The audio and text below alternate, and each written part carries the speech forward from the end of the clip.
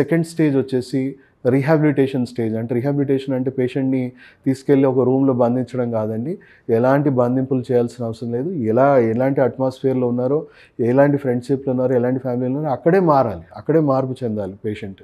So పేషెంట్కి ఏమవుతుంది, ఇంకా రీహాబిలిటేషన్ ఒక 2 months 3 months 6 months 8 months 10 months వాళ్ళ కండిషన్ బట్టి, క్రానిక్నెస్ బట్టి రీహాబిలిటేషన్ ట్రీట్మెంట్ చెప్తాం. రీహాబిలిటేషన్ పీరియడ్లో పేషెంట్ ఎలాంటి తాగడం చేయడం అనేది ఏమి ఉండదు. బట్ పేషెంట్లో ఆ ఫీలింగ్స్ అనేవి రోజుకి తగ్గాలి. అంటే మధ్యలో వాళ్ళకి ఆ కోరికలు వస్తూ ఉంటాయి, ఆ కోరికలను అది కంట్రోల్ చేస్తూ ఉంటుంది.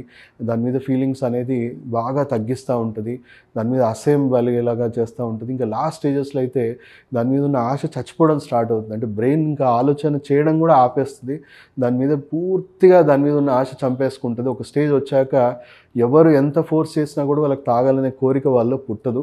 సో అలాంటి స్టేజెస్లో పేషెంట్ పూర్తిగా ఎంత ఫోర్స్ చేసినా కూడా తాగే పరిస్థితి క్రియేట్ కాదండి. సో అందరికి కూడా జస్ట్ కంట్రోల్ స్టేజే కాదు, రీహాబిలిటేషన్ కూడా ప్రాపర్గా జరిగేదాకా మెడిసిన్స్ కంటిన్యూ చేయమంటాం. అండ్ 20% పేషెంట్స్ మా దగ్గరికి వస్తారండి. సో వాళ్ళు పాపం వాళ్ళకి రియలైజేషన్ ఉంటుంది, కానీ వాళ్ళు బయటపడలేకపోతున్నాం అని చెప్పేసి బాగా ఇబ్బంది పడుతూ ఉంటారు. ఆపేస్తే వాళ్ళకి ఎపిలిప్సో లేకపోతే రకరకాల ట్రెమర్సో, ఫిజికల్గా విత్డ్రావల్ సిమ్టమ్స్ ఇవన్నీ ఇబ్బంది పడుతూ ఉంటారు. సో వాళ్ళకి ఇలాంటి హార్మ్లెస్ ట్రీట్మెంట్స్ ఆల్రెడీ శాస్త్రీయంగా నిరూపితం అయిపోయింది. సో డైరెక్ట్ని బ్రెయిన్ని కంట్రోల్ చేసే అక్యుపంక్చర్ ప్రోటోకాల్స్ ఉన్నాయి, దాన్ని నాడా ప్రోటోకాల్ అంటారు. ఇది ఆల్రెడీ పబ్లిష్డ్ జర్నల్స్ ఉన్నాయి దీని మీద. సో మనము చెవి అనేది బ్రెయిన్కి ఎక్స్టెన్షన్ అండి. సో చాలా కీలకమైన నాడీ వ్యవస్థ మనకి చెవిలో ఉన్నాయి.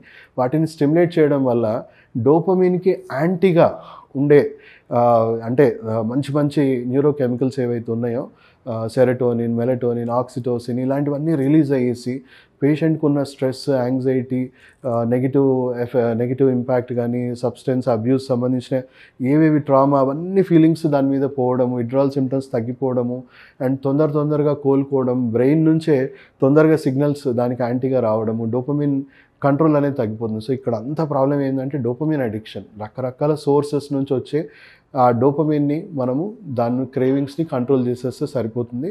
సో అలా పేషెంట్కి తెలిసి కూడా చేయొచ్చు, చాలా అద్భుతంగా వాళ్ళ ఫిజికల్ హెల్త్, మెంటల్ హెల్త్ మనం పూర్తిగా కోలుకునేలాగా చేయొచ్చు. అండ్ ఈ తెలియకుండా కూడా మనం చెప్పాలంటే కొన్ని వందల మంది, వేల మంది పేషెంట్స్, ఇప్పటికే మోర్ దెన్ 75,000 పేషెంట్స్ మనము రీహాబిలిటేషన్ సెంటర్ నుంచి మనం క్యూర్ చేసాం. కొన్ని ఊర్లే మానేశారు. అండ్ వాళ్ళు చాలామంది మనం చెప్పాలి అంటే వాళ్ళకి ఎక్కడ ఈగో కూడా హర్ట్ అవ్వలేదు, ఎందుకంటే వాళ్ళకి తెలియదు, ఇప్పటికి కూడా తెలియదు, వాళ్ళకి ఎలాంటి ఫీలింగ్స్ లేవు, నేనే మానేసా అని చాలా హ్యాపీగా బతికేస్తున్నారు.